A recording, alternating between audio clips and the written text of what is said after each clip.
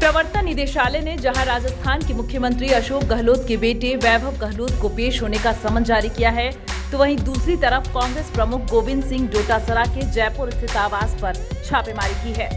वैभव गहलोत को विदेशी मुद्रा प्रबंधन अधिनियम में कथित अनियमितताओं के मामले में पूछताछ के लिए 27 अक्टूबर को तलब किया गया है। वहीं डोटासरा के यहां ईडी छापेमारी पेपर लीक मामले में हो रही है। खबर के मुताबिक जयपुर के साथ साथ यह छापेमारी सीकर में भी हो रही है। ईडी के समन पर वैभव गहलोत ने कहा कि समन की टाइमिंग पर सवाल है। यह 12 साल पुराना मामला है। उनके पिता अशोक गहलोत को निशाना बनाया जा रहा है। कांग्रेस अध्यक्ष मल्लिकार्जुन खड़गे ने ईडी के इस एक्शन पर एक्स पर पोस्ट करते हुए लिखा, चुनाव आते ही ईडी, सीबीआई, आईटी आदि भाजपा के असली पन्ना प्रमुख बन जाते हैं। राजस्थान में अपनी निश्चित हार को देखते हुए भारतीय जनता पार्टी ने चला अपना आखिरी दांव। ईडी ने छत्तीसगढ़ के बाद राजस्थान में भी विधानसभा चुनाव अभियान में उतरते हुए कांग्रेसी नेताओं के खिलाफ कार्रवाई शुरू कर दी है। मोदी सरकार की तानाशाही लोकतंत्र के लिए घातक है। हम एजेंसियों के दुरुपयोग के खिलाफ लड़ते रहेंगे। जनता भाजपा को करारा जवाब देगी। सीएम गहलोत ने इस छापेमारी को लेकर एक्स पर पोस्ट करते हुए कहा, दिनांक 25/10/23 को राजस्थान की महिलाओं के लिए कांग्रेस की गारंटियां लॉन्च की। दिनांक 26/10/23 को राजस्थान कांग्रेस अध्यक्ष गोविंद सिंह जी डोटासरा के यहां ईडी की रेड, मेरे बेटे वैभव गहलोत को ईडी में हाजिर होने का समन।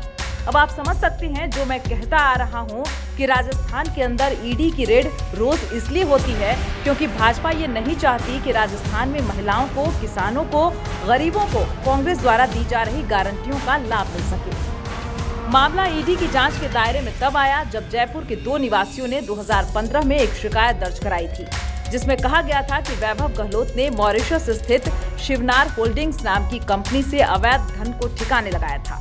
इस कंपनी पर एक शेल कंपनी होने का संदेह है।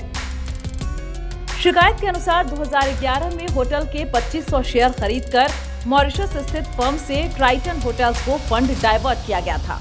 ये शेयर 39,900 रुपए प्रति शेयर के हिसाब से खरीदे गए थे, जबकि मूल शेयर की कीमत प्रत्येक शेयर के लिए केवल 100 रुपए थी। शिकायतकर्ताओं ने कहा कि शिवनार होल्डिंग्स 2006 में बनाई गई थी और इसका उद्देश्य केवल काले धन को ठिकाने लगाना था। शिकायत में कहा गया है कि Triton hotels and resorts private limited को 15 मार्च 2007 को वैभव गहलोत के करीबी रतनकांत शर्मा द्वारा पंजीकृत किया गया था।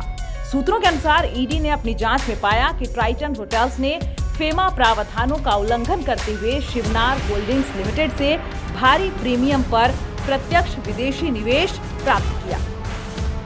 जांच में आगे पता चला कि ट्राइटन समूह सीमा पार हवाला लेन-देन में शामिल रहा है। वहीं जिस गोविंद सिंह डोटासरा के यहां ईडी की रेड हो रही है, उनकी गिनती प्रदेश के बड़े कांग्रेसी नेताओं में होती है। वह गहलोत कैबिनेट में प्राइमरी और सेकेंडरी एजुकेशन विभाग के राज्य मंत्री रहे हैं। लक्ष्मणगढ़ सीट से गोविंद सिंह डोटासरा 3 बार से चुनाव जीत रहे हैं। पहला चुनाव गोविंद सिंह डोटासरा ने केवल 34 वोटों से जीता था। 2013 में राजस्थान में वसुंधरा राजे की अगुवाई में बीजेपी सरकार बनी। इस दौरान गोविंद सिंह डोटासरा ने विधानसभा में कई अहम मुद्दे उठाए। 2018 के चुनाव में गोविंद सिंह डोटासरा ने लगातार तीसरी बार लक्ष्मणगढ़ सीट से जीत दर्ज की। इस बार उन्होंने अपने प्रतिद्वंदी को 22,000 से अधिक वोटों से हराया। 55 वर्षीय गोविंद सिंह डोटासरा ने अपने राजनीतिक सफर की शुरुआत 2005 में सीकर जिले के समिति ग्राम पंचायत में बतौर प्रधान चुने जाने से की थी। इसके बाद वह 2008 में विधानसभा का चुनाव लड़े और 34 वोटों से जीते थे। 2013 में गोविंद सिंह डोटासरा ने पूर्व केंद्रीय मंत्री और 3 बार सांसद रहे सुभाष महरिया को 10,723 वोटों से हराया था। ईडी की इस कार्रवाई पर मुख्यमंत्री अशोक गहलोत के ओएसडी लोकेश शर्मा का बयान आया है। उन्होंने कहा है कि राजस्थान में होने जा रहे चुनाव में अपनी हार सुनिश्चित देखकर बीजेपी बौखलाई हुई है। बीजेपी के पास मुद्दे नहीं है, इसलिए कांग्रेस पार्टी पर दबाव बनाने के षड्यंत्र के तौर पर कांग्रेस प्रदेश अध्यक्ष गोविंद सिंह डोटासरा के यहां ईडी का एक्शन दुर्भाग्यपूर्ण है। उन्होंने आगे कहा कि जनता देख रही है कि देश भर में बीजेपी विपक्ष के नेताओं पर आक्रमण करती है, केस करती है, केंद्रीय जांच एजेंसियों का दुरुपयोग करती है, लेकिन कांग्रेस पार्टी डरने वाली नहीं है। एक तरफ तानाशाही हुकूमत है तो दूसरी तरफ लोकतंत्र और संविधान में पूर्ण आस्था लिए सच्चाई की ताकत। संघर्ष जारी है, जारी रहेगा। हम लड़ेंगे, हम जीतेंगे। बीजेपी का कोई भी दबाव और टारगेटेड एक्शन राजस्थान में कांग्रेस सरकार रिपीट होने से नहीं रोक पाएगा।